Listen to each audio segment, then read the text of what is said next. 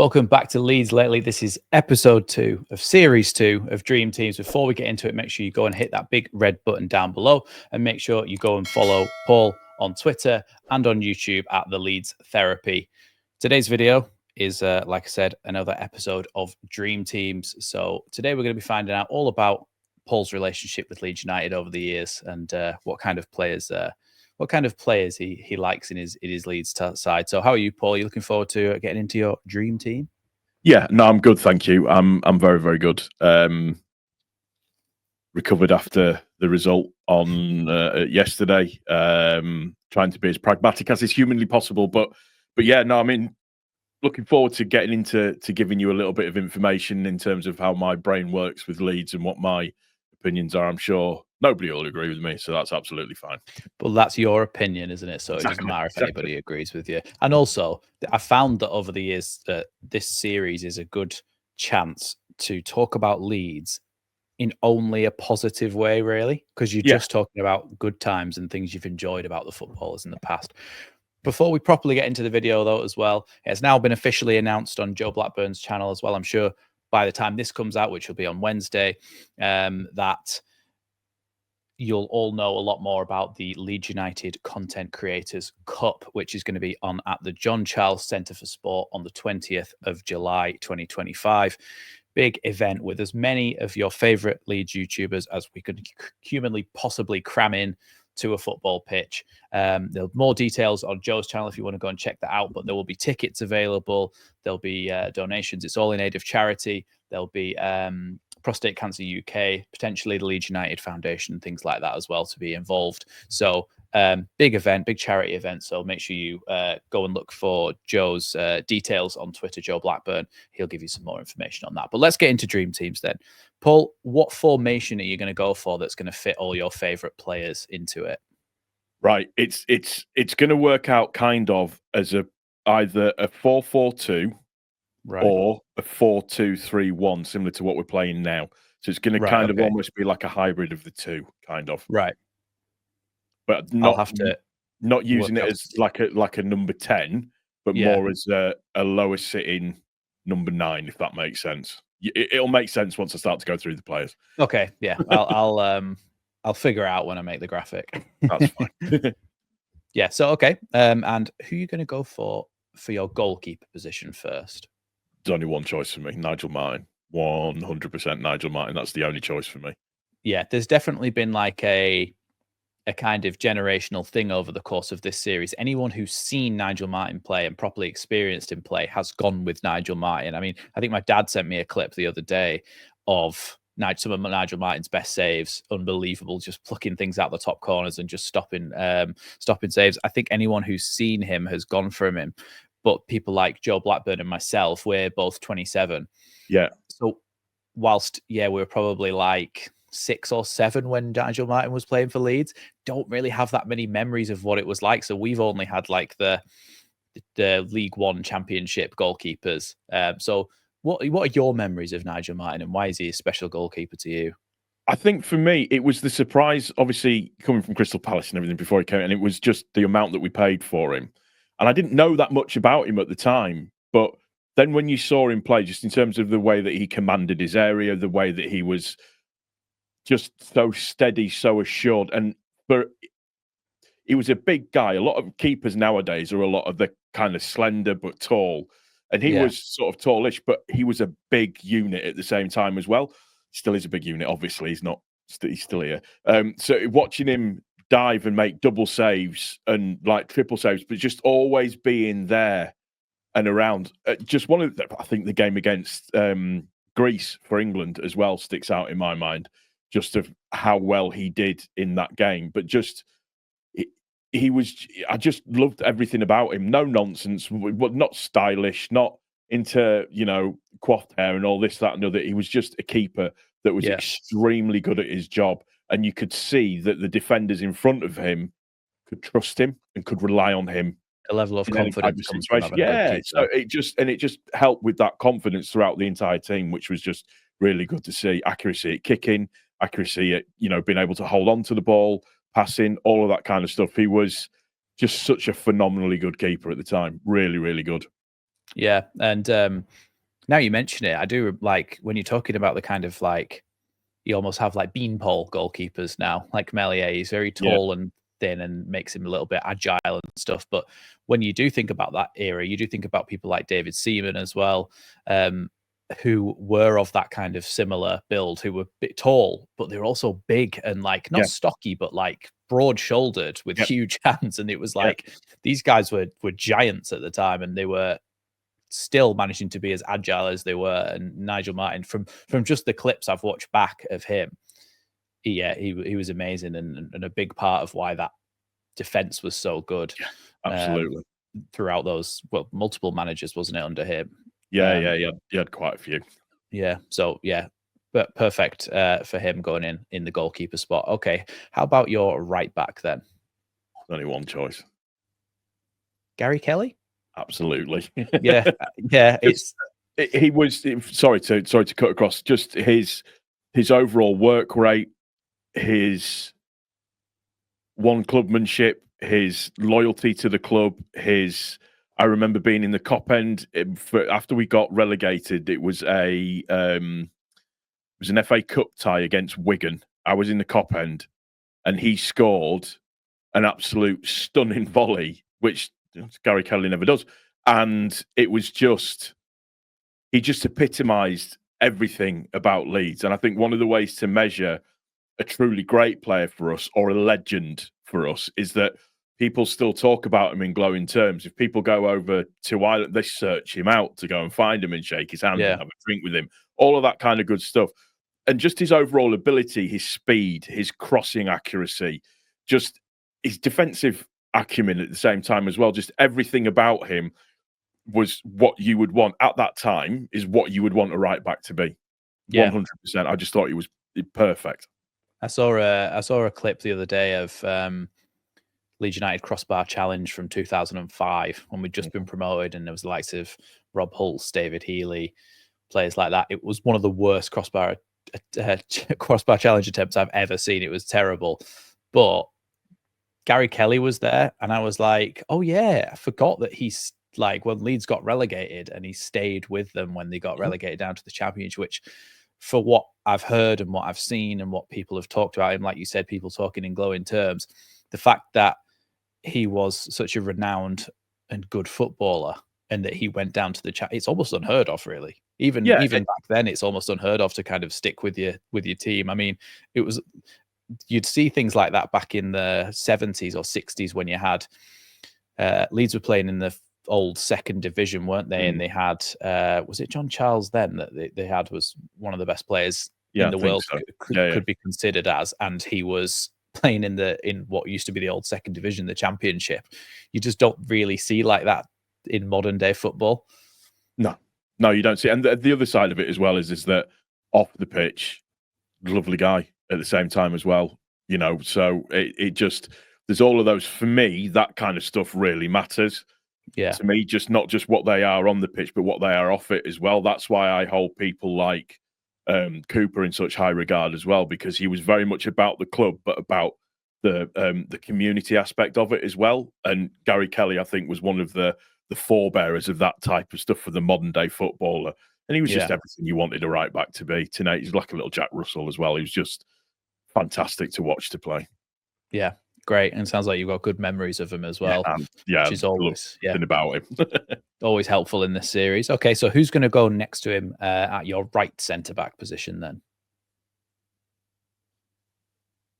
Lucas. Just unbelievable. And the biggest thing for me for Lucas is Manchester United came calling and he said no. Yeah. Publicly said no, which to me says everything that you need to know about the man. He was just a very reliable player. He was very silky, smooth, skill-wise was good. Again, tenacious, but also as well, from a captain's point of view, just did everything right, did everything that you wanted him to do. He commanded respect of everybody. He knew how to organise the defence. Just everything about him was. I played as a centre back when I was little. I mean, still little now. I'm not tall. It was just That's where I played when I was Figure of speech. little. Yeah, figure of speech. And he's who I looked up to in terms of the way he played. So things like the mental thing, like positioning, and like if you know that the forward is a little bit quicker than you, give yourself a yard so you've got time to adjust. Yeah. And making sure that you're watching what's coming in and around, and making sure that you're organising the people to the left and the right of you for when attackers are coming in. And how he just seemed to organise everything properly. And obviously his, the story of it in South Africa and stuff that he's done, bits and pieces. I love all of that as well. It's just fantastic. He's probably one of my heartthrobs from that era, 100%. I've got no qualms in admitting to that at all. When you see, I think it was Paolo Maldini that said, if I have to make a tackle, I've already made a mistake. Yep. And it's the kind of that mentality of someone who's so good at reading the game that most of the time they'll be there to intercept the ball because they know where it's going to go. They're one step ahead of the striker. And it sounds like Lucas was kind of in that bracket, as well as obviously not being as good of a defender as Paolo Maldini, who's one of the greatest of all time, but he was still up in that world-class bracket at that time. 100%. And he was a lot in terms of, and also as well, and I talk about this a lot, just the community aspect of it. And the best way to liken it is liken to what Gilavogi's doing behind the scenes now. Yeah. He was very similar to that vein as well.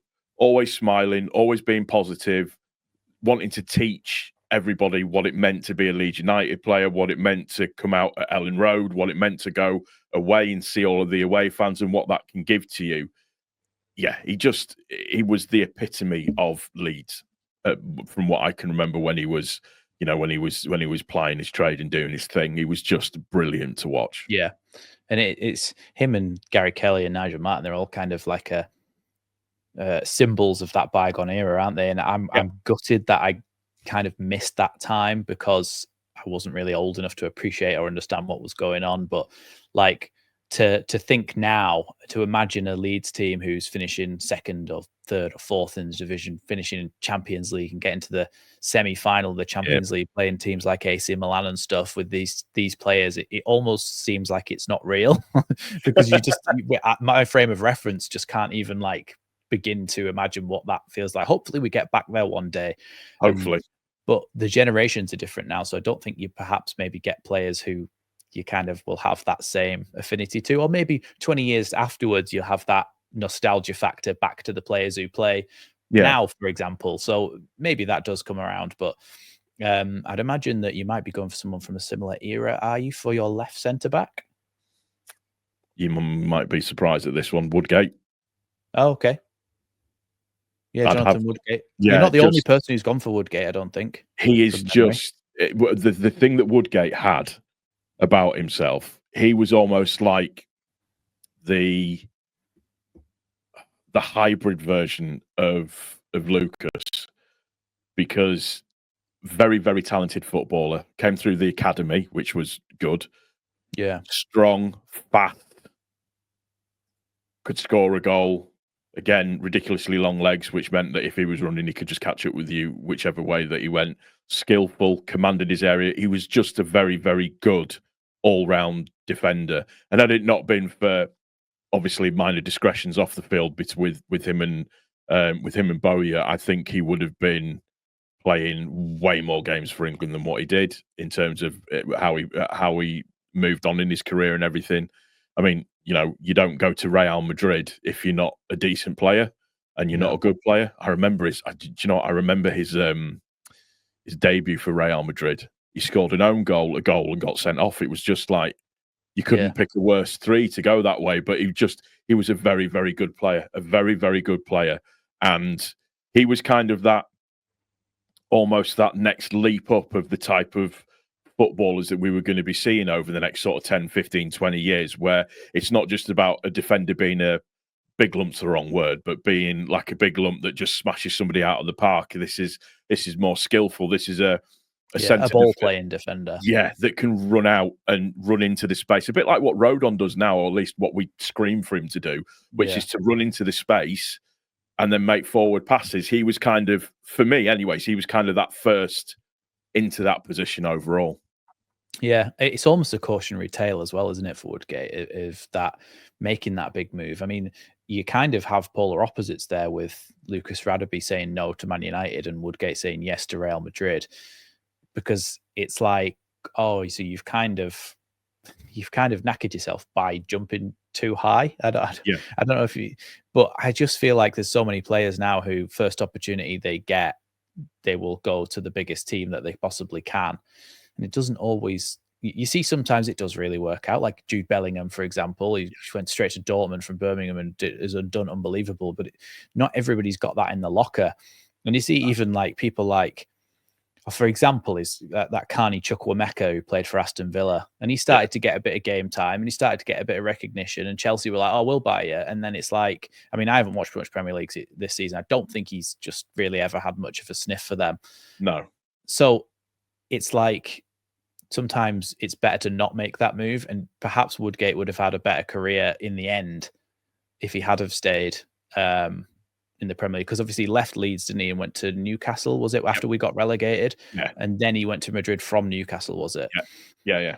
But sometimes it's just a bit like, I don't know, maybe you shouldn't have made that move. Yeah, it's a different stratosphere, isn't it, when you play at when you go to Real Madrid. I mean, you touched on it with Bellingham going to Dortmund, and now he's gone to Real Madrid and he's absolutely flying at Real Madrid. Although the Vinny Junior pettiness seems to be rubbing off on him a little bit, which is infuriating me. But that's a whole other story. You can. Some people can swim, but often people sink, and they sink without trace completely. That kind of happened to Woodgate a little bit. He had so much potential, and I just think it just went off the ball. In terms of natural ability, not a lot of central defenders in our history come close to him. In terms, again, my opinion, in terms of his natural ability to play football and to be a very, very good defender as well. Yeah, well, he's gone on to a few kind of assistant management jobs and stuff now, hasn't he? So he's kind of still in with the world of football. But yeah, like you say, somebody who was almost one of the first of that new generation of that type of footballer who could properly play out from the back. And that's the whole, what football's evolved into now, isn't it? It's nearly everyone wants their defenders to be able to play with the ball, and for him to be one of the first people who was like, yeah, you know what, I'm a footballer as well, which is no disrespect to players who, like you would say, you'd maybe call them more of like a bruiser or a destroyer, someone who's really good at tackles, and then they'll go, okay, I'll give somebody else the ball now. Whereas he was, of that type, Smooth. where he's like, Smooth I can do something with it myself. Yeah. Okay, so who's going to be the left back then in this team? Signor Tony Dorigo. I thought you were going to say Senior Firpo then.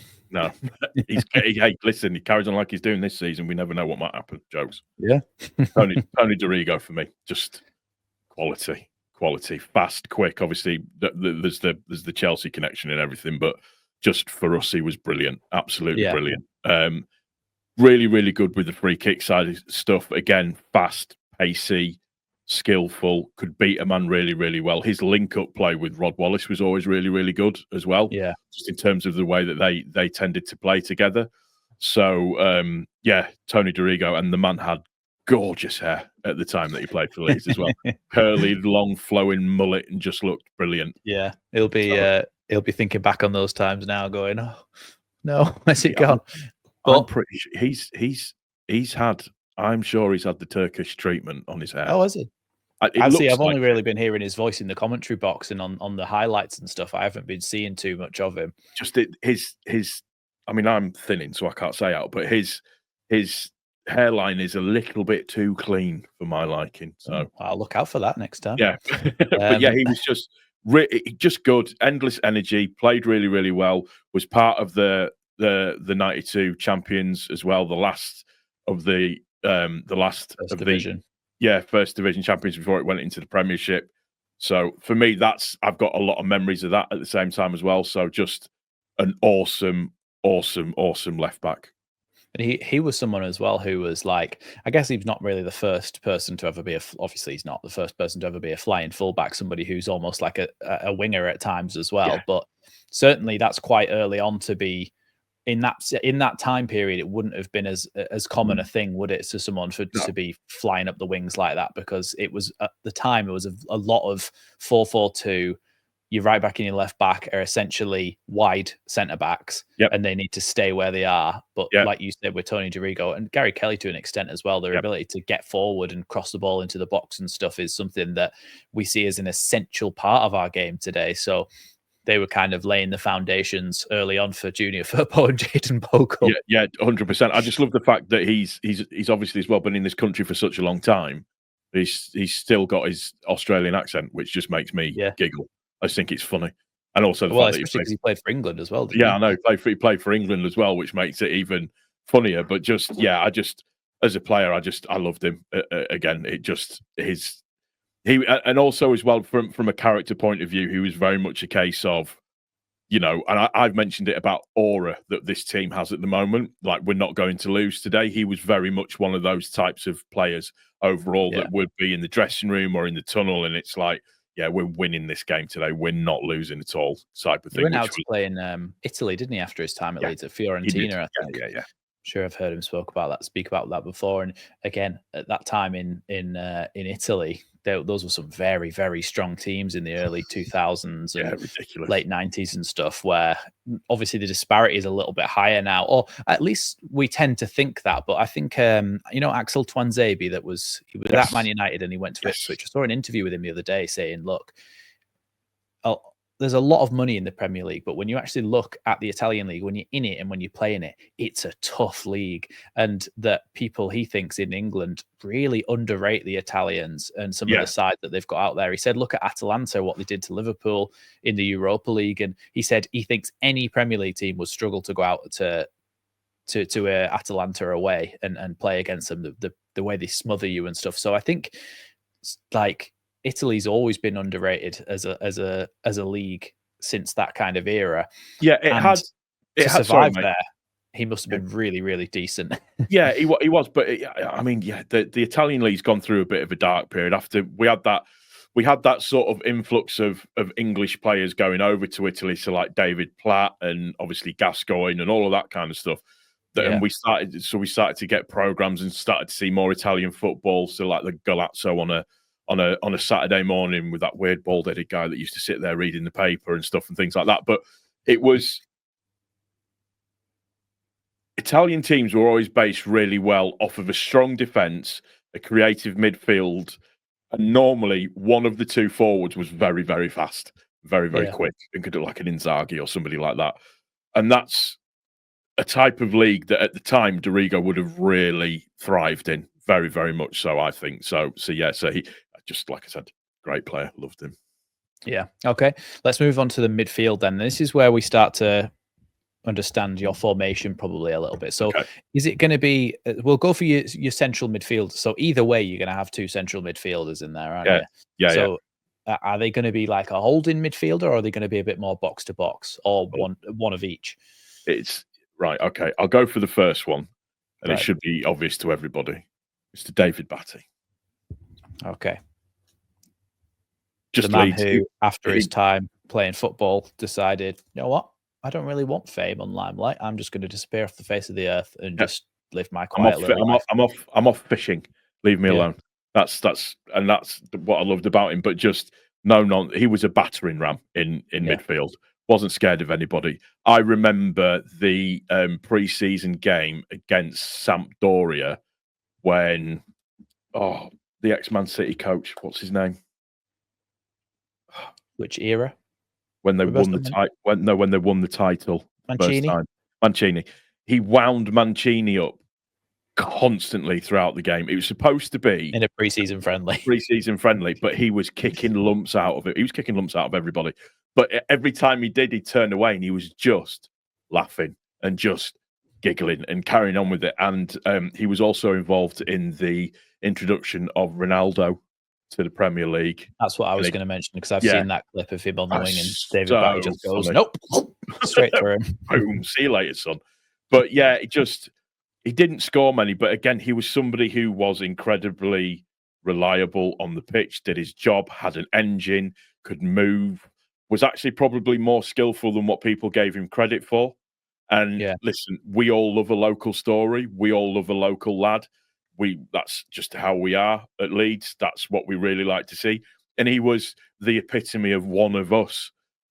No two ways about it. He was just, I just loved everything about him. Again, just there for us. Obviously, Champions League stuff and everything else that went with it. I could go fishing with him. I go fishing, and I'd love to. I was wondering what that arm movement was. I could go fishing with him. Yeah, I could go fishing with him. Yeah, woo. No. Let's not do that. Not do that. It's not one of them secret. Okay, so I should be sat talking like this, shouldn't I? Isn't this what they all do now? They all do this. God. Sorry. So who's gonna be sat next to him, or somebody who either goes forward a little bit as well? Who's going to be your other central midfielder? Olivier Dacour. Okay. Yeah.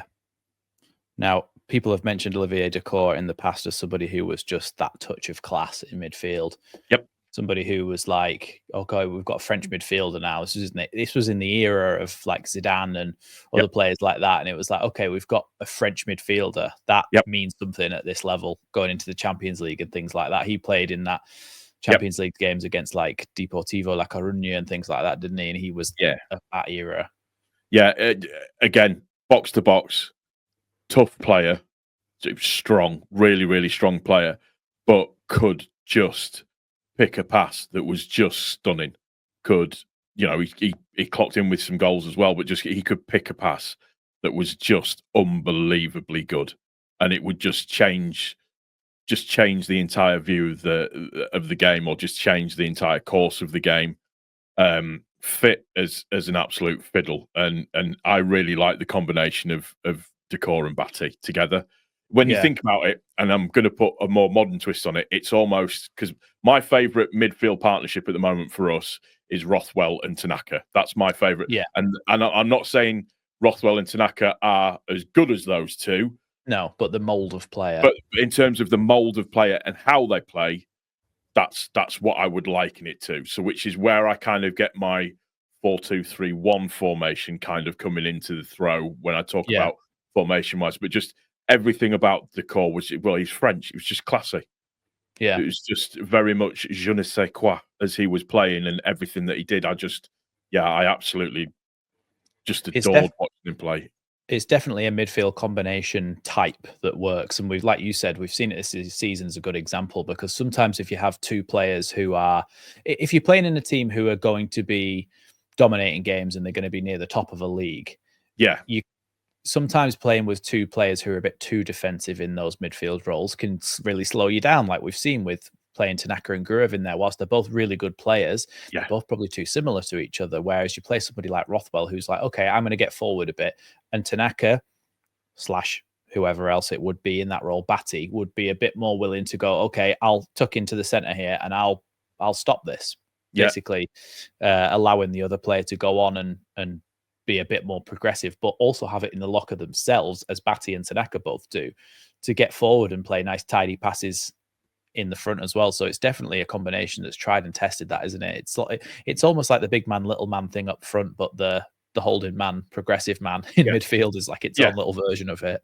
Yeah, you almost think it's slightly dated, but it's not, because it works brilliantly well. It works brilliant. It's been proved for us this season in the Championship, but even back then in the Premiership, it was just unbelievably good, just fantastic to watch. But I've got a lot of time and a lot of love for Dacour. So now we move into your attacking midfielders kind of position. So are you going for a right midfielder? Yeah, it's a right midfielder, right forward winger type role. So this is where I get the 4-2-3-1 side of things. So I'll tell you who it is first, and then you'll see where I'm going with it. There's only one person for me, Rafinha. I thought so. I thought this was, if the way that this was going in terms of a lot of players from a certain generation, I thought if there's going to be anybody from a more modern generation, Rafinha is going to be certainly one of them, I think, because I mean, we spoke about this with Joe Blackburn on the previous episode. If you guys watching this haven't seen that already, go back and watch that as well. We spoke about Rafinha and how he's basically like, the things that he's gone on to do is just unbelievable that he was ever at Leeds.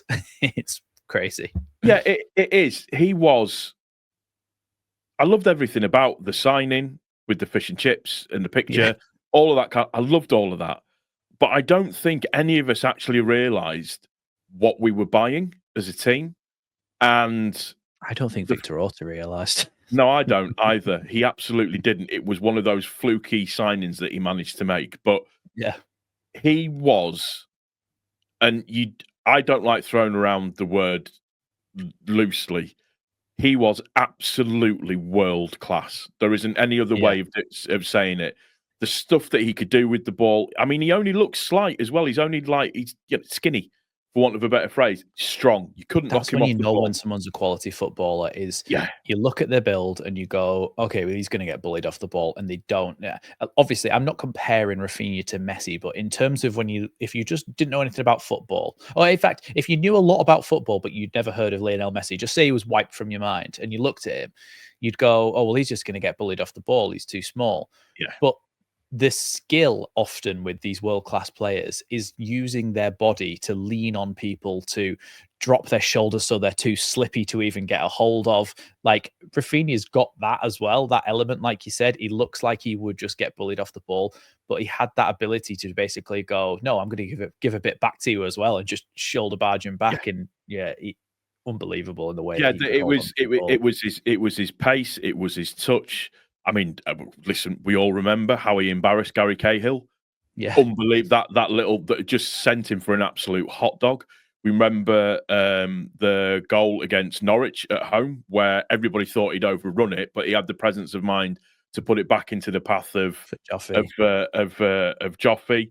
You know, the goal against West Brom, the goal against Everton, the penalty against Brentford, and a humble man as well. Humble. I remember him walking on his knees with his T-shirt at the end of the game, because he said that he actually, I believe his words were that he would, if we managed to stay up, that he would prostate himself down, not prostitute for anybody that's listening, prostate himself on the pitch, which was, to show his respect to, he's a very religious man at the same time as well, to God. So just, and him, that eternal picture that was created of him in with the fans. Obviously, there was some of his family members there as well, but the shirt off and just the fans holding him, and and it's just like, well, he knew he was leaving as well, didn't he? So the fact that I mean, we mentioned this with Joe as well. He could have just kind of phoned it in for the last period of the season, but he tried his absolute hardest to keep Leeds up, and then move on. Which I think if he'd gone down,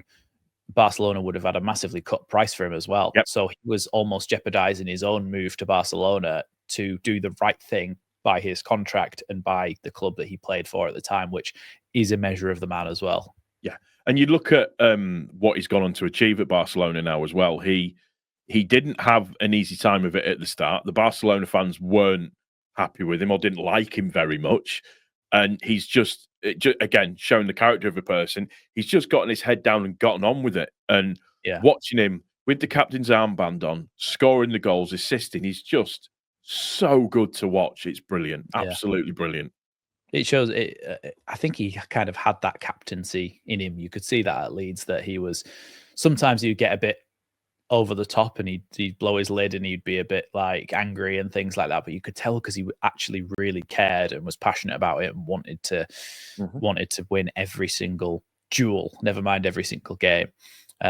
But yeah, he was absolutely unbelievable. Even some of the goals that he scored that were like almost accidents, where he crossed the ball in and they were just whipped so well that they just bounced past Kasper Schmeichel. I'm sure he did one against Newcastle as well. It was the free kick against Newcastle that Rodrigo jumped over, and it didn't touch him, and it just ended up going into the goal. Yeah, what that also did for me as well, and for a couple of other Leeds fans that I've spoken to, is that it just reaffirmed that if we're in the Premiership, we still have the ability to attract world-class players.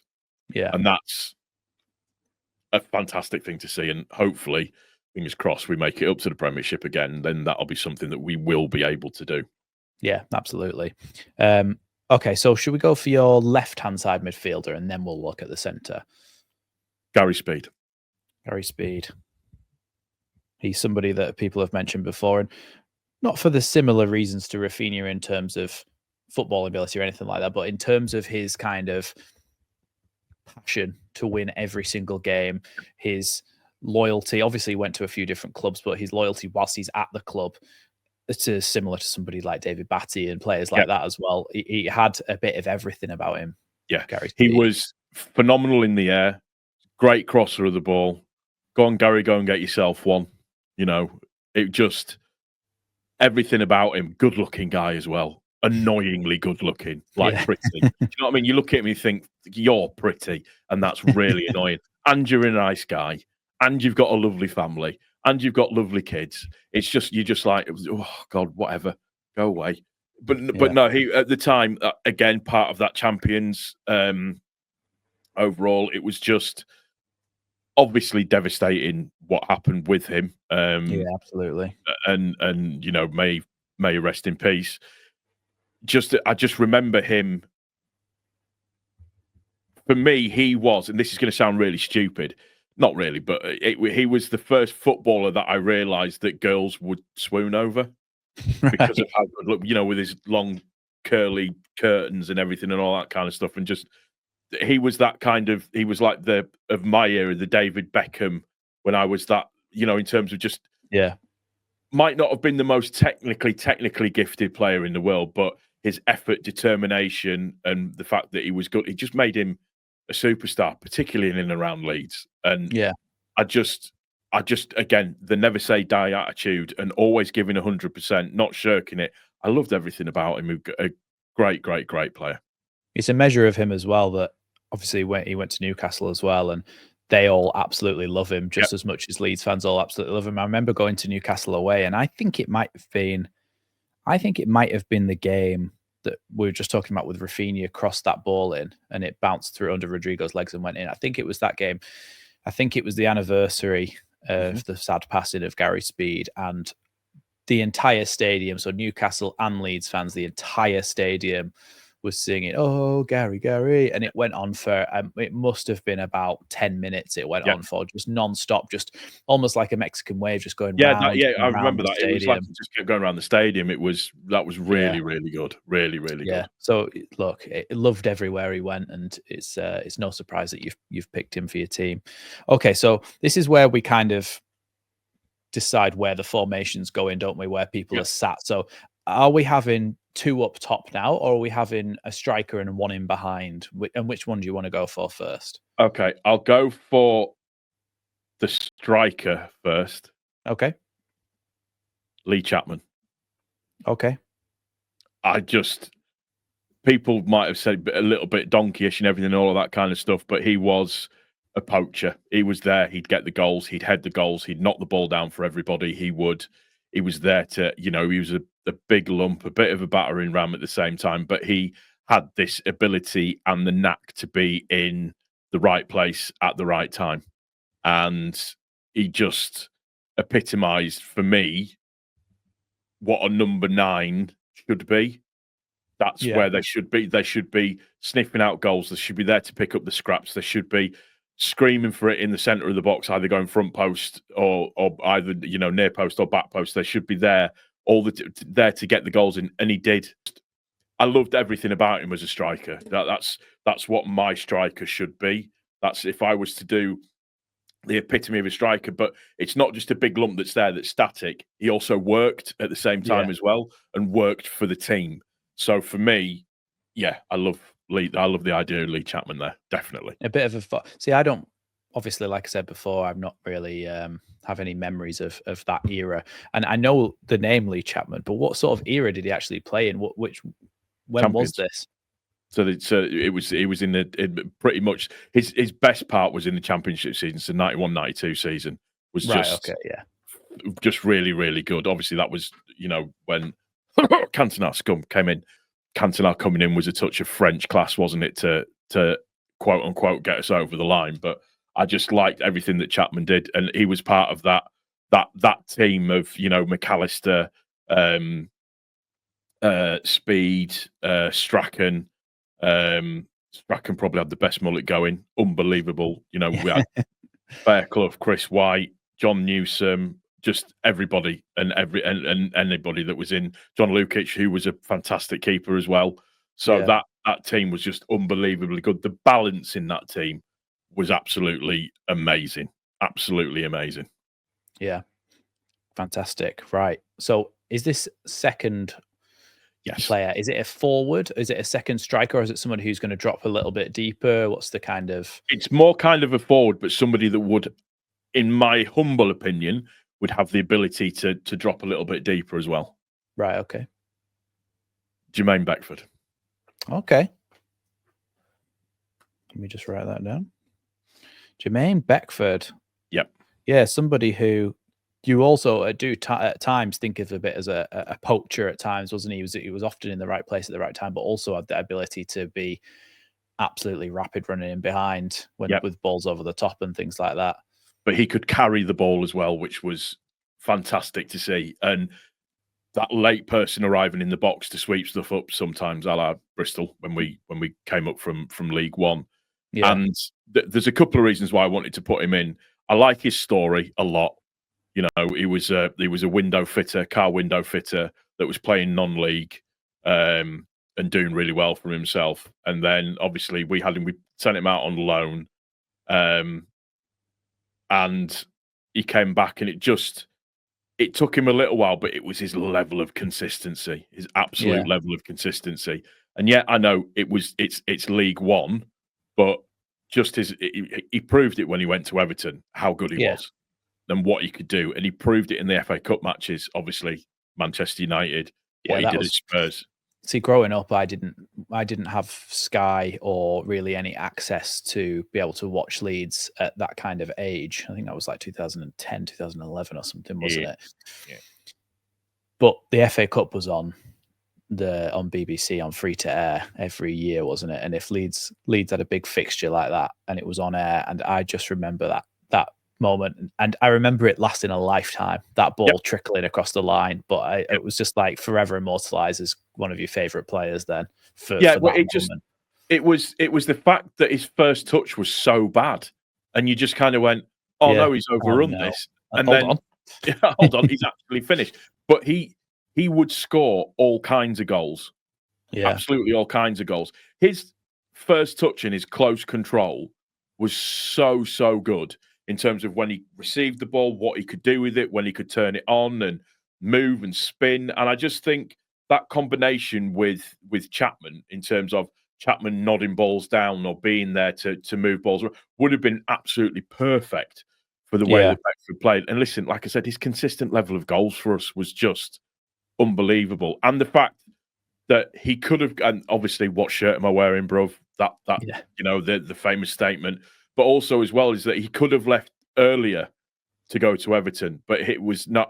I want to stay to get the job done, and then I'm going to go on to go to Everton and do what I want to do that way around.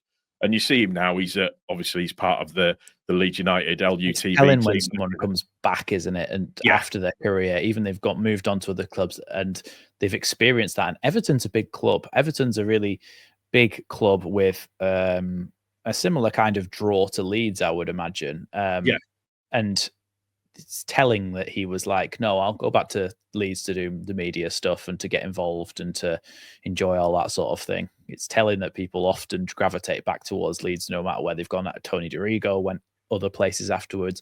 A lot of these guys do gravitate back towards Leeds and go, oh, do you know what? This is more of a home than anywhere else. Well, Dominic Matteo as well. Dominic Matteo is there. You've got Michael Bridges who's there as well. And if it wasn't for injury, Michael Bridges could have been anything. He was that good. Fantastic. I used to work for a company in Harrogate that did high-end Bang & Olufsen TVs. So this is like a TV that back in the day. So we're talking, Christ, 1997, 98. We're selling TVs. The year I was born. Yeah, I know. Thanks, mate. That were like $5 or $6 grand at a time. Yeah. So we used to go and install them, and then it was in the Champions League section, and it was particularly around the time when Viduka scored the 4 goals against Liverpool. He came in with his Croatian girlfriend. I'd been to a lot of the Leeds United players' houses to go and install these B&O TVs and B&O sound systems and stuff. I met Harry Kewell, thick as pig shit. Absolutely didn't know what was going on at all. That's he just started dating that Cherie what's-her-face because they all lived in Linton near Wetherby, and she'd gone upstairs because she didn't want to be seen because she's famous. It's like whatever. This was when they all had BMW 330 CIs as well, the old shape ones, which was quite funny. So Bowyer's house I've been to, and obviously Viduka left his Amex black card in the shop, so I had to run out and chase him down the street, which was quite funny. But yeah, and Bridges' house as well. And Bridges was lovely, really, really nice. Viduka was a lovely, lovely, lovely guy as well. Kuehl was just a bit weird for me, but I've got other reasons why I don't like Harry Kuehl. So that's adds to a list, doesn't it? Yeah, it does really. But yeah, it was a funny time, that really, really funny time. But yeah, just little interesting story. Yeah, nice. Just before we move on, wasn't it Johnny Howson that played that long ball over the top to Beckford for that goal against Man United? Yes. I'm sure it was. It's mad that he's still playing. You think of Jermaine Beckford of the complete bygone era, and the fact that he's been doing LUTV and things like that for it seems like maybe at least 5 I think to 10 so, years. And it might not be Johnny Howson's still playing. Yeah, I can't remember how old he is now. He's 36 now, Howson, isn't he? Yeah. It's like Moat yesterday. I completely forgot that Moat that A used to play for us, but B is still playing. And playing. It's weird, isn't it? Because sometimes you think, oh well, these guys are. There's a few players that you remember from these bygone eras where you think, oh, if they were in their prime today, you'd go, okay, yeah, they'd actually be really good for us. But they just were at the right place at the wrong time. Yeah. People like I remember Bradley Johnson as well. I really liked him. His ability to pass the ball is raking long passes and people like that. And it was, what's the lad who went to Bournemouth as well? And does he still play for Bournemouth? Lewis Cook. Yeah. These guys where you're like, I was thinking Luke Murphy then, but no, Lewis Cook. Steady. Yeah. Luke Murphy. But yeah, Lewis Cook was phenomenal, and we all used and it's like they were kind of there at the wrong time, weren't they? Yeah, just about the wrong kind of time for them. It's just one of those things. It's the way that it works. There's so many dotted around the AFL still, isn't there, from past eras? And you're like, oh yeah, I remember you, Kyle Bartley of West Brom as well. Yeah, I know. I was looking at that. He was good for us as well under Gary Monk. Yeah, don't you dare score a corner against us. No, that's what I was thinking. But yeah, fantastic. Okay, then who's going to manage this team then? Because obviously we've got a very good affinity with Marcelo Bielsa over the past few years, but then obviously a lot of your players are from a generation where you'll have a lot of nostalgia. And is it maybe one of the managers from those times, or who are you going to go for? Howard Wilkinson. Howard Wilkinson, okay. Without a doubt, Howard Wilkinson. He was there not that long ago, wasn't he, at Elland Road? Yeah. Watch a game. He's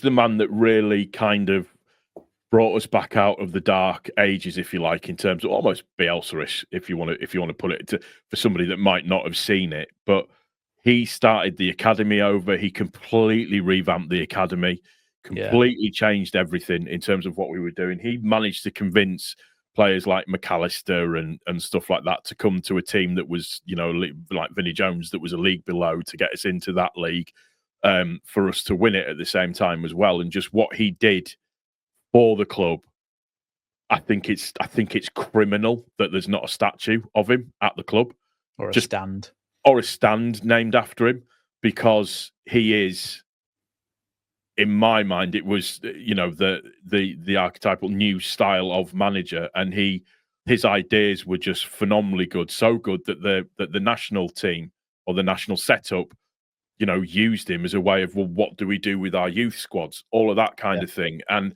just what he did with bringing certain players on and bringing players in, and his eye for players, so like Bowyer, all of that kind of stuff, I loved everything about him. He was He's literally the complete opposite of Massimo Cellino in terms of he closed everything down. He closed the women's team. He started closing down parts of the training ground, just basically taking everything down with him. Whereas Wilkinson was raising everybody up. Yeah, it was, and it was a shame the way that it came to an end. But I think probably more it had naturally run its course. But he was just such a good manager.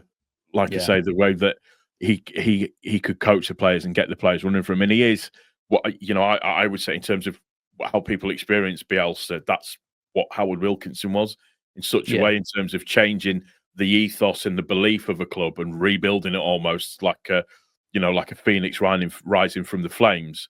It's what Howard Wilkinson did for Leeds United. What was his actual style of play for people like me who never really got to see that? It was 4-4-2, but it was very much attacking. It was very much making use of the wings correctly, making use of skillful midfielders. So at the time, you'd have McAllister, you'd have Batty, you'd have Speed, you'd have Strachan at the same time as well. And we could just overwhelm teams really, really well. I can remember watching highlights and just thinking just how fast flowing we were, how in terms of when technical ability wasn't really such a thing in the higher leagues. It was more, not lump it, but it was more very robotic. There was this fluidity to the way that Wilkinson played and liked to play. And what he knew is that he knew, like, and I mentioned it with Chapman, about having not necessarily a really skillful player in a certain position, but somebody who could get on the end of things, who could bring other players in, who could do that type of thing. He knew how to mold the team to get the best out of them and get everything working correctly as how it needed to be able to get the results that they needed. He was just such a good person. I hold him in extensively high regard, just because he, like when I was a kid, that's what we saw, that's what we knew. Yeah, and it'd be easy to sit here and go Revy, because everybody would say Revy, realistically speaking. But just being in an era that I was involved in, it's him all day long. To be fair, I think a lot more people have gone for Bielsa because the age of the people we are. I mean, like, obviously Wilkinson is part of that for a lot of the people who we've had on this channel. But in terms of not that many people have gone for Revy just because they never witnessed that. Because it's our most successful period in the club's history, but we don't have any Leeds United creators who are, how old would you have to be? In your 60s probably to remember that properly. So you don't really have anyone who can properly remember those sorts of things. No. So a lot of people have gone for Bielsa. I'm sure that some people have gone for early 2000s, 90s as well. Maybe people like Jer, I can't quite remember. But yeah, there's certainly an argument that, like you said there, people like Howard Wilkinson left as much of an impact on the club as some of the most famous. There's David O'Leary. There's David O'Leary that's probably been mentioned as well. But the problem with that David O'Leary had was that he released that book, and he shouldn't have released that book when he did. He should have waited until he'd left Leeds. He was a very, very good manager, and he was blessed with that youthful team. And I know, we don't like it, but there was Viduka, there was Smith, there was Harry Kewell, there was Decor, Batty, Woodgate, Radaby, Kelly, Hart, Nigel Martin. There's also Paul Robinson as well. So it was kind of, Can you imagine having Paul Robinson and Nigel Martin as your two goalkeepers nowadays? Just ridiculous. That's it is, isn't that it? level of talent is just silly, just absolutely silly. And he nearly took us to the summit. He nearly took us to the summit of the Premier League.